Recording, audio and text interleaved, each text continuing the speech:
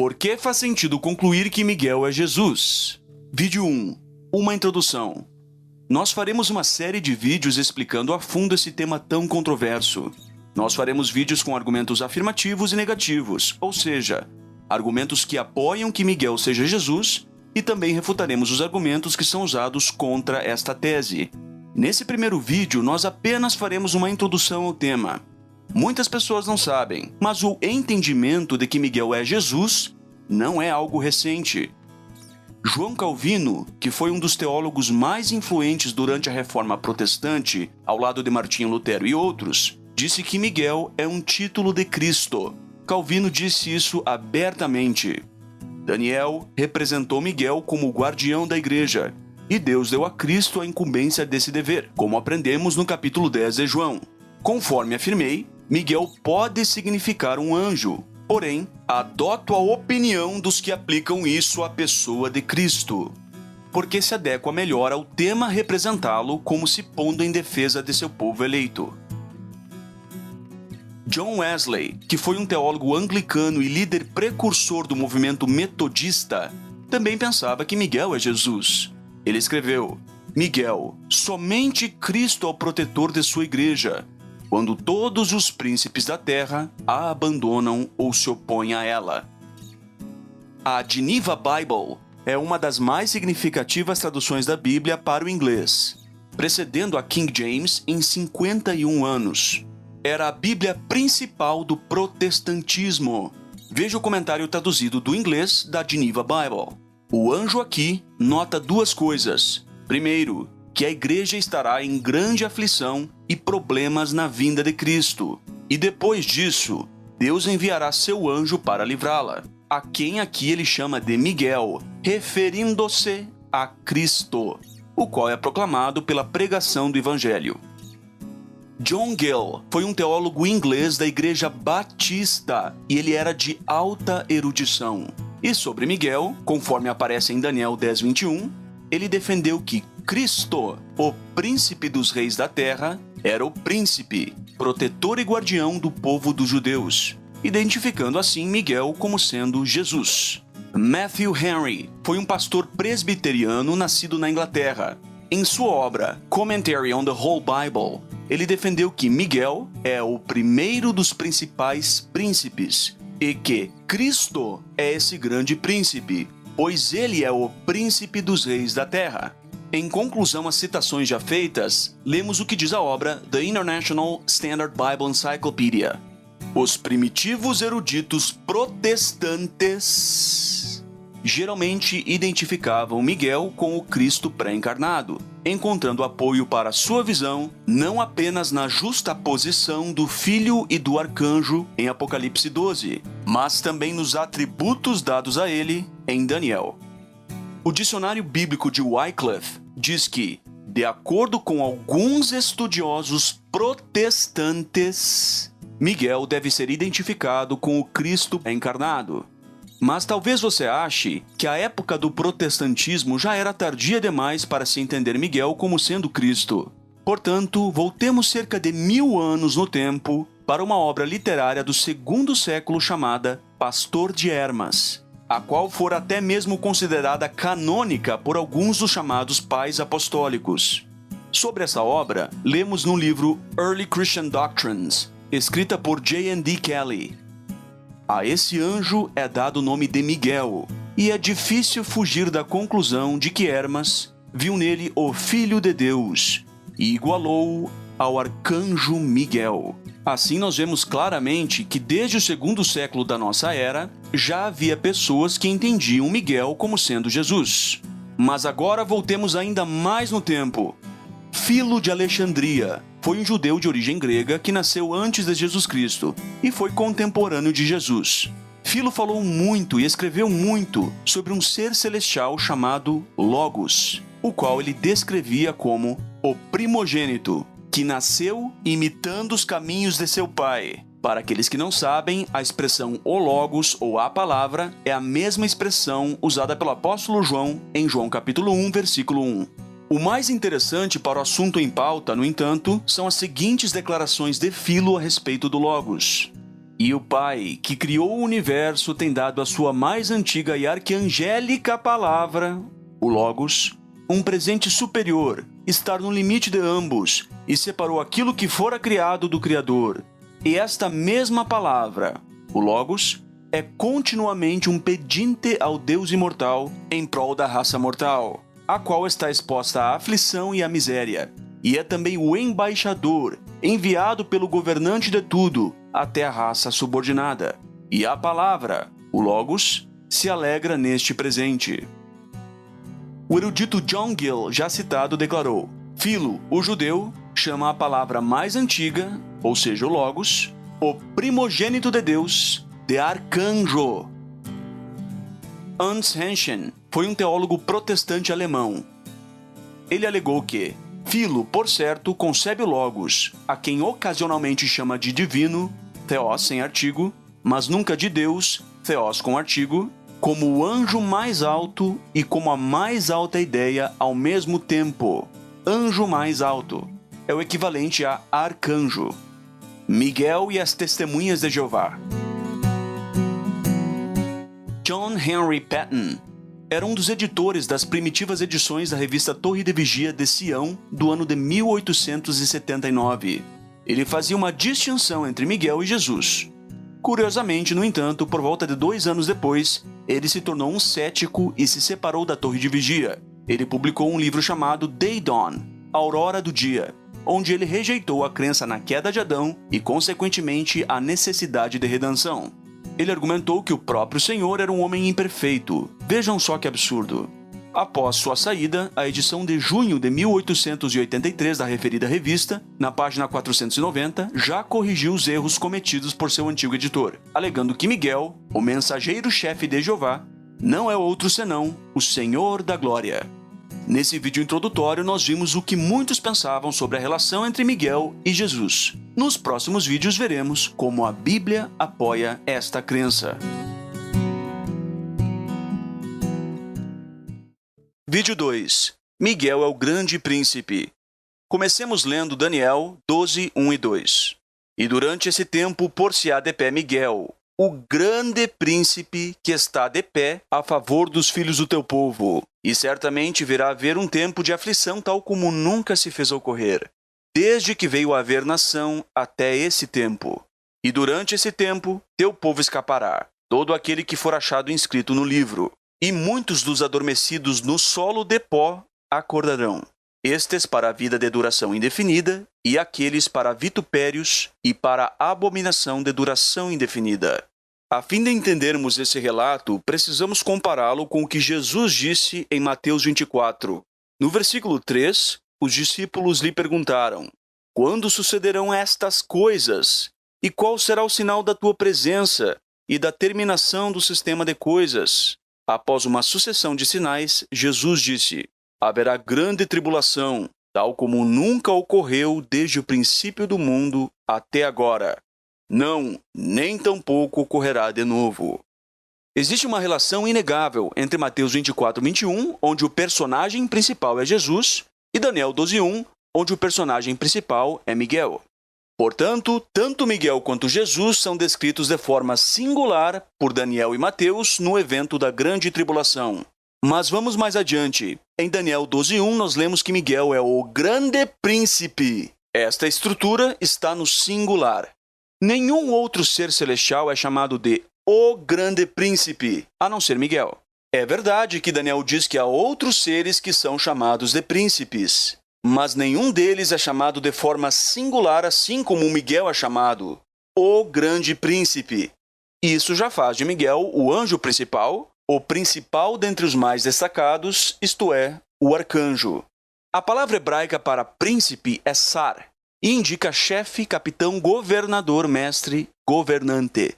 Certo leitor da nossa página argumentou que esta palavra não tem o significado apenas de príncipe, mas também de chefe, governante, oficial e capitão, e que isso seria uma posição de destaque e responsabilidade hierárquica, mas não significaria jamais rei ou governante supremo na hierarquia. Mas será que isso é verdade? Essa declaração contém 2 erros.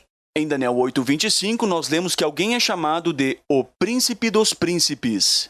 O teólogo presbiteriano Albert Barnes, em Notes on the Bible, identificou o Príncipe dos Príncipes como sendo o próprio Deus Supremo. A Geneva Bible também diz que se refere a Deus, e Matthew Henry diz a mesma coisa. E muitos outros comentaristas também dizem. Se esse termo é aplicado ao Deus soberano do universo, então ele não é um termo diminutivo. Alguns dizem que Príncipe dos Príncipes aqui seria o Messias. Ainda que assim fosse, isso somente reforçaria que tanto o Messias quanto Miguel são chamados de príncipes. O segundo erro é que essa declaração desse leitor pressupõe que a autoridade de Jesus seja suprema. Mas a Bíblia diz que Deus não está sujeito a Jesus, mas Jesus está sujeito a Deus. E, portanto, Jesus não possui autoridade suprema, assim como Miguel não possui autoridade suprema. Ambos estão abaixo de Deus. Em Daniel 9:25, nós lemos sobre a vinda do Messias, o líder. A palavra líder, em referência ao Messias no livro de Daniel, é um sinônimo de príncipe, conforme Miguel é chamado. Tal palavra significa capitão, chefe, líder, príncipe, governante, segundo a referência de Strong. A palavra Sar é aplicada ao Messias em Isaías 9:6, onde ele é chamado de príncipe da paz. A Septuaginta grega traduziu este termo por archon. O dicionário Vine diz que esta palavra é o particípio presente do verbo archo.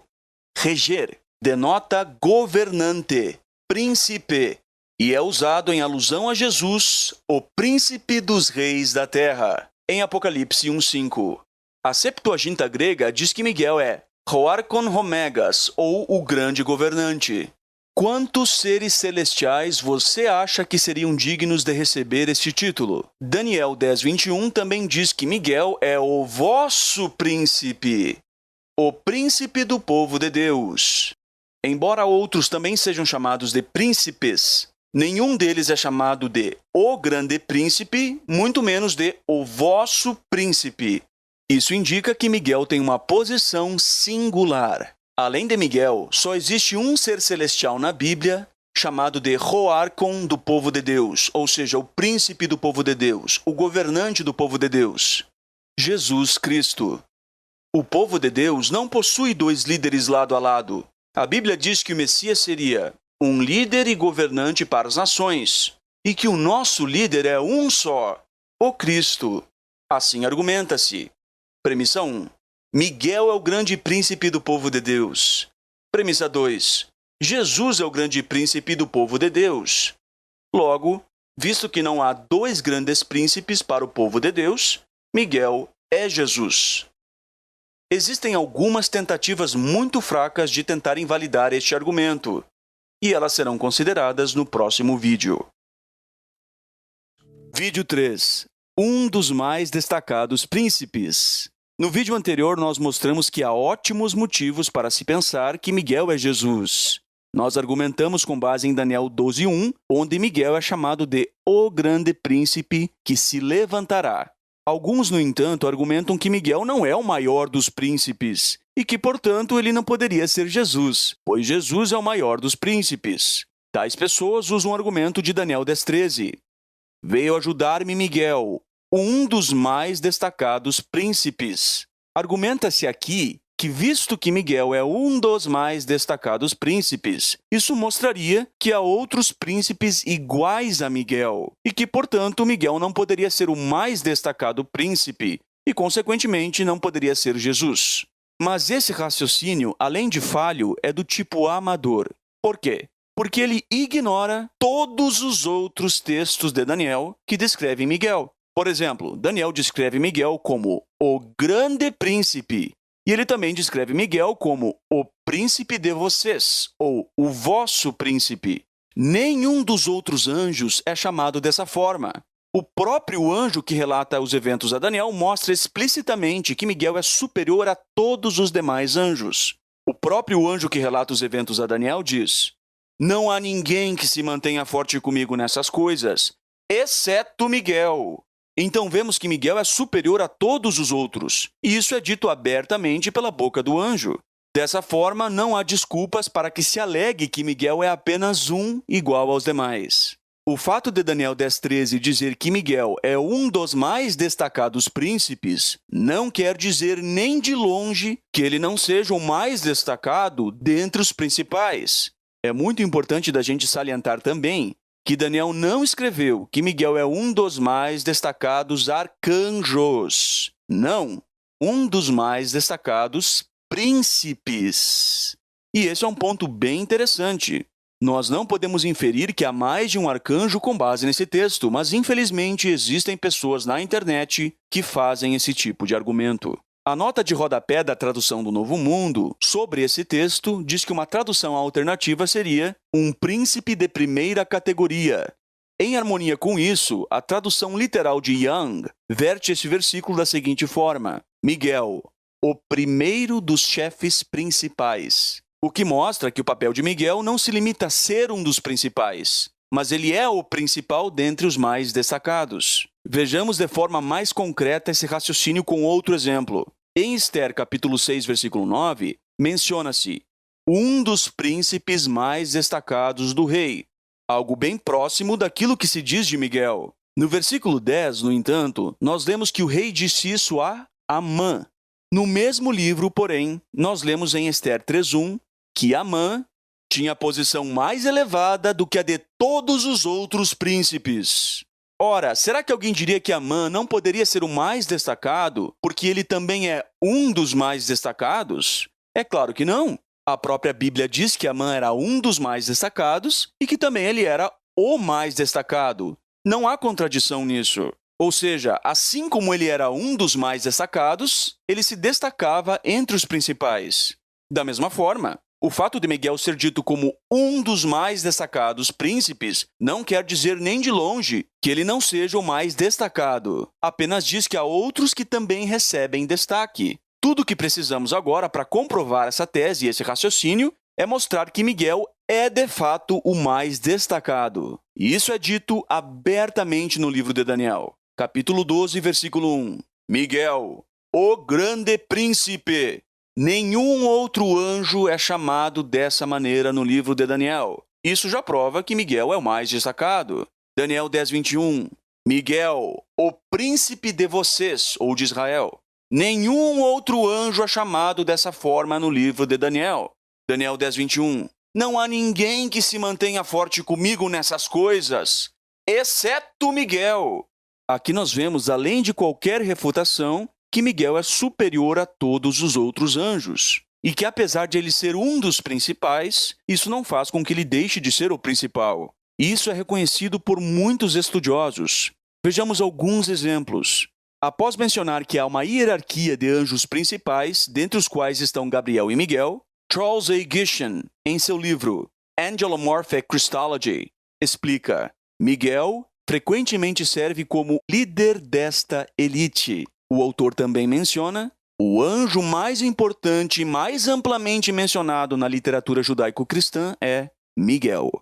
Ainda sobre Daniel 10:13, o erudito John Gill afirmou: chamado no Novo Testamento de arcanjo, o príncipe dos anjos, o chefe de todo o principado e poder, não é outro senão Cristo, o Filho de Deus, o primeiro dos principais príncipes.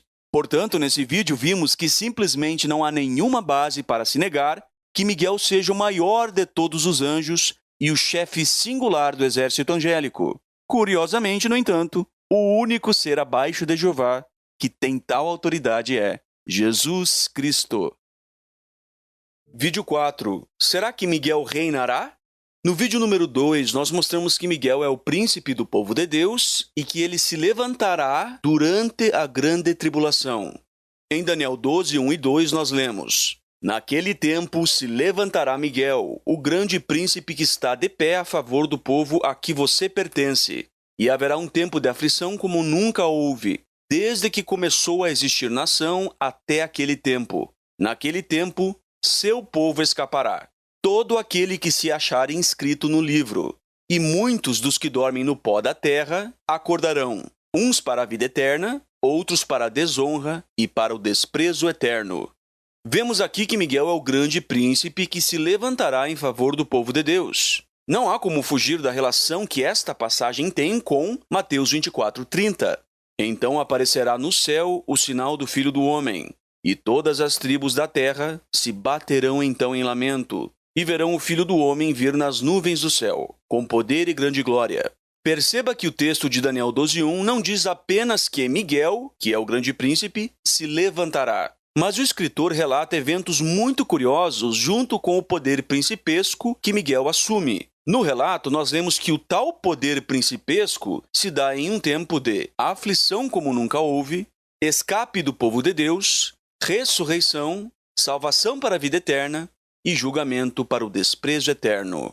Qualquer um que tenha lido os evangelhos, sem dúvida pensará: sabe que eu já ouvi isso antes?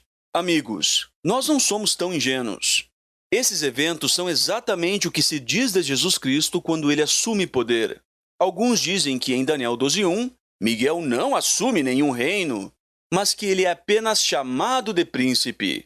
Bem, no vídeo 2 dessa série nós mostramos que não é bem assim. Mas o que significa Miguel se levantar? Se começar a ler o capítulo anterior, o capítulo 11, verá que a partir do primeiro versículo o anjo começa a relatar a Daniel uma briga de dois reis, o rei do norte e o rei do sul. Às vezes um rei atua como supremo, ao passo que o outro fica inativo, e há períodos sem conflito. Mas então irrompe de repente outra batalha, e o conflito prossegue. Em resumo, Daniel relata uma sucessão de reis e reinos que se levantam e caem. Enquanto fizermos uma análise do capítulo 11 de Daniel, foque sua atenção nas expressões rei, príncipe, levantar-se e manter-se de pé. Daniel relata que 3 reis se levantarão na Pérsia. Depois ele segue relatando que um rei poderoso se levantará e reinará, e que quando ele tiver se levantado, seu reino será quebrado, e o rei do sul, isto é, um de seus príncipes, se tornará forte. Perceba que nesse contexto, príncipe e rei são praticamente equivalentes. Daniel prossegue dizendo que o rei do norte se manterá de pé e que no lugar dele se levantará um broto das raízes dela, e ele irá ao exército contra a fortaleza do rei do norte. Daniel diz que muitos se levantarão contra o rei do sul, e o rei do norte chegará e levantará uma rampa de ataque, e que ninguém ou nenhum reino se manterá de pé diante dele. Se levantará alguém que fará um exator passar pelo reino esplêndido. Se levantará um desprezado a quem não darão a majestade do reino. E ele, o rei do norte, não se manterá de pé. Por todo o capítulo 11 de Daniel, nós vemos um relato cinematográfico de reis, reinos e príncipes que se levantam, derrubam outros, são derrubados, se mantêm de pé. E ao final dessa batalha épica através dos séculos, Daniel encerra sua descrição desse jogo de príncipes e reis que se levantaram e se mantiveram de pé com a seguinte frase: Daniel 12:1. Naquele tempo se levantará Miguel, o grande príncipe, que está de pé a favor do povo a que você pertence. Atente às expressões: levantará, o grande príncipe, e está de pé. Exatamente os mesmos termos que Daniel usou para descrever toda a sucessão de reis da batalha épica entre o rei do norte e o rei do sul. Eu creio que este ato de Miguel esteja absolutamente claro. Miguel é indiscutivelmente o governante selecionado por Deus, o governante do reino de Deus. Absolutamente tudo nesse relato aponta para essa conclusão. Curiosamente, no entanto, o único governante do reino de Deus é Jesus Cristo. Vídeo 5. Quem é o líder dos anjos? Nos vídeos anteriores, nós fizemos uma análise cabal do livro de Daniel, no que tange ao arcanjo Miguel. Agora vamos incluir o Novo Testamento na análise desse personagem único. Vejamos quem João identifica como sendo o líder do exército angélico. Apocalipse 12:7. Miguel e os seus anjos batalharam. O grego original diz assim: ou seja, o Miguel e os anjos dele. Aqui nós vemos Miguel acima dos anjos. A Geneva Bible, já citada nos vídeos anteriores, diz sobre a liderança dos anjos. Miguel, ou seja, Cristo Jesus, o líder dos anjos. Sobre Miguel e seus anjos, em Apocalipse 12:7, a obra já citada também diz: Cristo é o príncipe dos anjos, o cabeça da igreja. Joseph Benson, que foi um ministro metodista, disse sobre Daniel 10:13: o Deus Todo-Poderoso enviou um anjo superior, Miguel, cujo nome às vezes é dado ao próprio Cristo. E. W. Bullinger foi um teólogo e clérigo anglicano e professor de estudos bíblicos. Ele declarou em sua obra, The Companion Bible, que Miguel é o governante angélico especial de Israel. O escritor também disse algo muito importante sobre o fato de Miguel ser chamado de o arcanjo. Bullinger diz abertamente: nenhum outro anjo leva este título.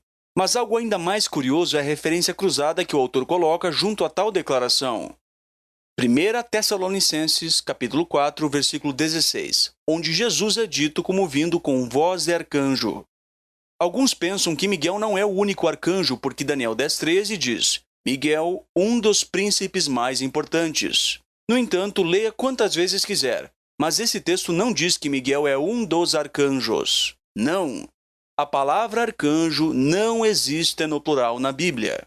E ninguém na Bíblia é descrito como o líder do exército angélico a não ser Miguel e também Jesus. Albert Barnes, que foi um teólogo presbiteriano, disse: a palavra arcanjo ocorre apenas em um outro lugar nas Escrituras. 1 Tessalonicenses 4:16, onde lemos que Jesus virá com voz de arcanjo. Adam Clarke foi um teólogo metodista e erudito britânico. Em sua obra Commentary on the Bible, ele reforçou a ideia de apenas um anjo líder. Ele disse: deve-se notar que a palavra arcanjo nunca se encontra no número plural nos escritos sagrados. Pode haver apenas um único arcanjo, um chefe ou chefe de todo o exército angélico. Nem a palavra diabo, tal como se aplica ao grande inimigo da humanidade, é encontrada no plural. Só pode haver um monarca de todos os espíritos caídos.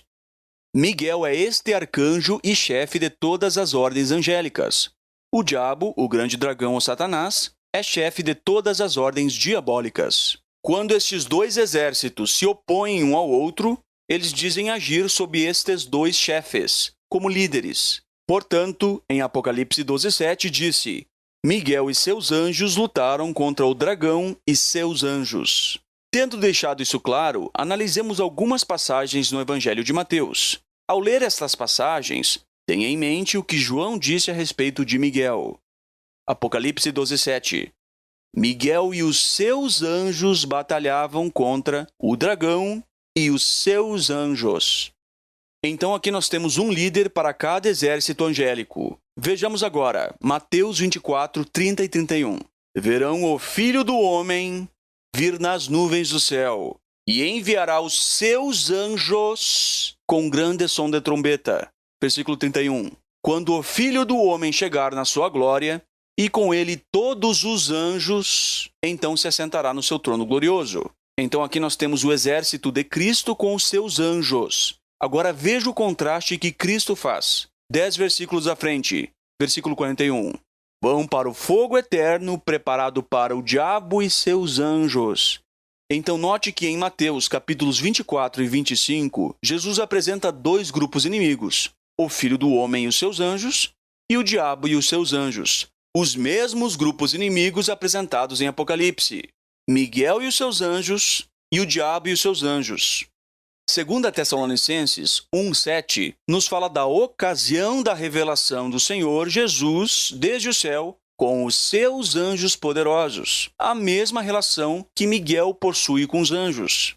E por último, Mateus capítulo 13, 41 e 42. O Filho do Homem enviará os seus anjos, e estes reunirão dentre o seu reino todas as coisas que causaram tropeço, e os que fazem o que é contra a lei, e lançá-los-ão na fornalha ardente. Os contextos que tratam de Jesus e seus anjos são contextos de destruição eterna, o mesmo tipo de contexto no qual Miguel assume o poder como príncipe em Daniel 12:1. Naquele tempo se levantará Miguel, o grande príncipe, e muitos dos que dormem no pó da terra acordarão, uns para a vida eterna e outros para a desonra e o desprezo eterno. Portanto, fica claro que o papel que Miguel desempenha é exatamente o papel de Cristo. Por isso, a inferência mais lógica a ser feita é: Miguel é o próprio Cristo. Vídeo 6. O Senhor te repreenda. No quinto vídeo dessa série, nós mostramos que o arcanjo Miguel é o único líder do exército angélico. E também mostramos que Jesus Cristo é esse líder. Dessa forma, há válidos motivos para se concluir que Jesus é Miguel. Nesse vídeo, veremos alguns argumentos que são usados a fim de tentar provar que Jesus não é Miguel. Eu estudei cabalmente todos os argumentos contra e a favor da crença de que Jesus é Miguel, e eu posso garantir a vocês, não existe nenhum único argumento bom contra esta crença. Nenhum. Um dos argumentos usados é o seguinte: Judas 9 diz: mas quando o arcanjo Miguel, discutindo com o diabo, disputava a respeito do corpo de Moisés, não ousou pronunciar contra ele juízo de maldição ou julgamento, mas disse: o Senhor te repreenda, segundo Almeida atualizada. Uma tradução mais exata seria dizer que Miguel não proferiu um julgamento contra o diabo. Alguns argumentam que Miguel não tinha autoridade para proferir um julgamento ao diabo, mas Jesus, em Mateus 4,10, disse: vai-te, Satanás, o que provaria que Jesus é maior que Miguel. Esse argumento, no entanto, é bastante pobre e cronologicamente desconexo. Nós precisamos entender que esse evento, relatado em Judas 9, ocorreu cronologicamente muito antes de Jesus receber qualquer autoridade de Deus para julgar. E Jesus ainda não julgou o diabo.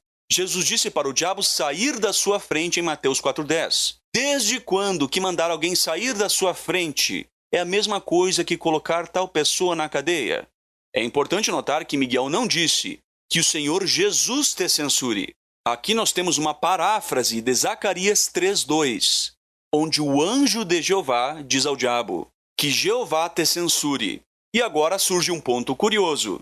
Miguel apontou para a autoridade suprema, Deus, não para Jesus ou para o futuro Messias. A Bíblia Israelita Judaica é uma das traduções que temos em português que usa o nome de Deus no Novo Testamento.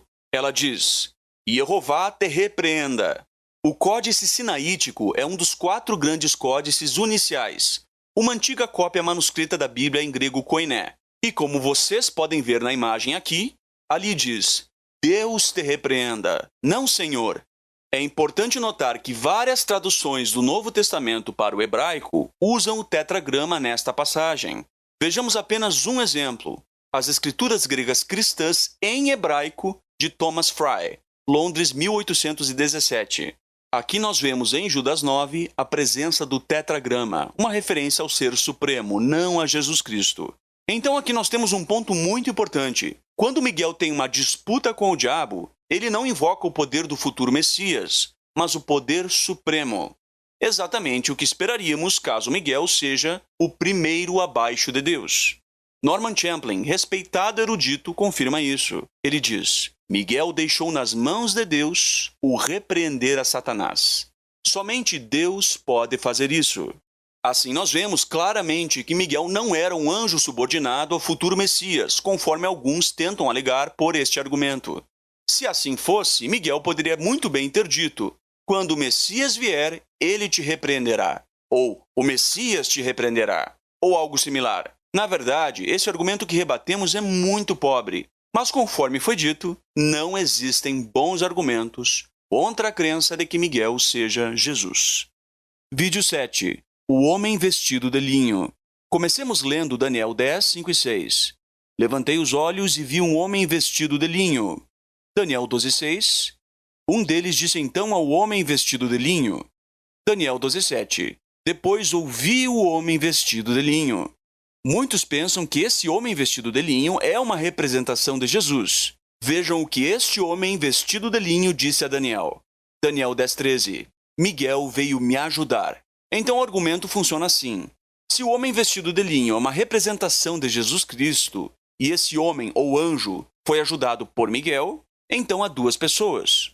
Portanto, Miguel não poderia ser Jesus caso o homem vestido de linho seja Jesus. Mas a tese que defendemos aqui é: o homem vestido de linho não é Jesus Cristo. E mesmo que você pense que Jesus é o próprio Deus, que Jesus não é um ser angélico, que Jesus não é o arcanjo, que Jesus não é Miguel, você também concordará conosco. Você entenderá melhor essa explicação até o final desse vídeo. Nós podemos estar certos de que o homem vestido de linho não é Jesus Cristo, e você nem precisa acreditar que Jesus é Miguel para entender isso. O homem vestido de linho, em Daniel 10:13, disse: Mas o príncipe do reino da Pérsia. Aqui ele se refere a um ser angelical demoníaco. Mas o príncipe do reino da Pérsia se colocou em oposição a mim, isto é, ao homem vestido de linho, por 21 dias. Então Miguel veio me ajudar. Se o homem vestido de linho fosse o Logos, isso implicaria que um único ser espiritual inimigo, um único anjo de Satanás, seria capaz de impedir o próprio Jesus Cristo, o Logos. Portanto, sendo que o Logos, ou Jesus Cristo, é mais poderoso do que qualquer outro anjo, não parece haver lógica nenhuma em alegar que o homem vestido de linho seja o Logos. Na perspectiva trinitária, o Logos é Deus. Dessa forma, um trinitário deveria achar absurda a ideia de que o Logos pediu ajuda para Miguel para enfrentar um anjo de Satanás. As testemunhas de Jeová entendem que o Logos é mais poderoso do que qualquer outro anjo. Assim, seja qual for a perspectiva, trinitária ou unitária, não faz sentido dizer que o homem vestido de linho seja o Logos, pois de alguma forma Jesus seria um anjo, seja ele o arcanjo ou seja ele um anjo ajudado pelo arcanjo. David Guzik, comentarista bíblico, alegou que este não é Jesus porque é difícil pensar que ele precisa ou recebe ajuda angélica antes da encarnação. Warren Wendell Wiersbe, outro respeitado comentarista bíblico, disse que é impossível que Jesus precisasse da ajuda de Miguel para derrotar um anjo perverso. Devido às similaridades das descrições desse homem vestido de linho e das de Jesus Cristo em Apocalipse 1, 13 ao 16, muitos pensam que este é Jesus Cristo pré-encarnado. Mas o famoso erudito Norman Champlin refuta essa ideia mostrando que, embora existam descrições similares sobre Cristo em Apocalipse 1, 13 ao 16, isso não justifica a interpretação como visão do Cristo pré-encarnado, pois não se poderia dizer que Cristo estava impedido por um príncipe da Pérsia, ou alguma entidade angelical ou demoníaca. Segundo a obra Jamieson Fausset Brown's Commentary on the Whole Bible, esse é um anjo da mais alta ordem. Mas talvez alguns se perguntem, se esse não é Jesus Cristo, por que é que a descrição do homem vestido de linho é parecida com a descrição de Jesus Cristo em outras partes da Bíblia? Nós vemos em Apocalipse que os anjos também são descritos de forma similar ao homem vestido de linho. Em Apocalipse 15:6 nós lemos: E os 7 anjos saíram do santuário, vestidos de linho puro e brilhante. Em Apocalipse 19:14 nós lemos: Os exércitos no céu, ou os anjos, os seguiam em cavalos brancos, e eles estavam vestidos de linho fino, branco e puro. Aqui nós vemos que é bastante comum descrever os seres angelicais como que vestindo uma roupa de linho branco. Assim, esse homem vestido de linho é um dos principais anjos, talvez o primeiro anjo abaixo de Miguel, mas não o próprio. Apocalipse 12:7 diz: Miguel e os seus anjos batalharam contra o dragão e os seus anjos. Então note que Miguel coordena o exército angélico. Assim sendo, se o homem vestido de linho fosse Jesus Cristo, você teria que aceitar que Jesus Cristo está sob o comando de Miguel, pois esse homem vestido de linho é um anjo. Isso faria de Jesus outro anjo abaixo do arcanjo. Veja que absurdo! Ninguém concordaria com isso, nem mesmo quem acredita na Trindade. Portanto, o argumento do homem vestido de linho não constitui base sólida para provar que Miguel não é Jesus. Ao contrário, a pessoa que faz esse argumento coloca Jesus Cristo em uma posição abaixo da posição de Miguel. Vídeo 8. Jesus vem com voz de arcanjo. Comecemos lendo 1 Tessalonicenses 4,16. Porque o próprio Senhor descerá do céu com uma chamada de comando, com voz de arcanjo e com a trombeta de Deus. E os mortos em união com Cristo se levantarão primeiro. Façamos uma análise detalhada desta passagem. Comecemos pela expressão chamada de comando. Note que esta chamada de comando está ligada à ressurreição dos mortos. Agora questione-se: será que Jesus Cristo usaria a voz de uma criatura inferior a si para ressuscitar os mortos? É claro que não. Você certamente concorda que não faz sentido que Jesus use a voz de alguém inferior a ele para levantar os mortos, pois isto serviria apenas para rebaixar a autoridade de Jesus. Em harmonia com isso, João 5,25 diz que os mortos ouvirão a voz do Filho de Deus. Mas em 1 Tessalonicenses 4,16 diz que a chamada de comando que levanta os mortos é a voz do arcanjo.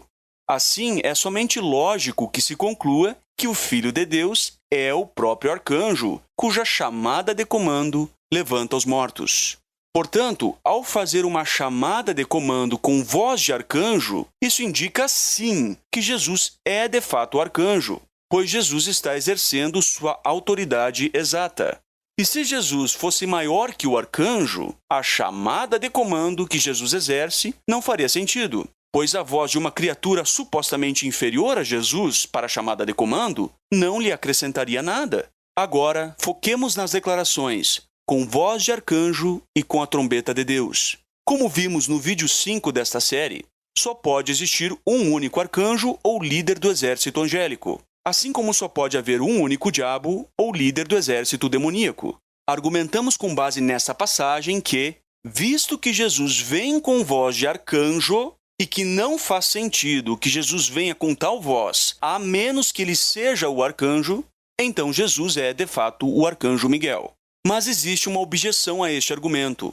O contra-argumento é o seguinte: se se alega que Jesus é o arcanjo Miguel porque ele vem com voz de arcanjo, então Jesus tem que ser Deus porque ele vem com a trombeta de Deus. Esse raciocínio, no entanto, é falho por 3 motivos. O primeiro é porque várias obras de referência atestam que a trombeta de Deus, ou o som da trombeta de Deus, conforme algumas traduções, é simplesmente algo que acompanha e denota a importância, solenidade ou majestade de grandes ocasiões religiosas.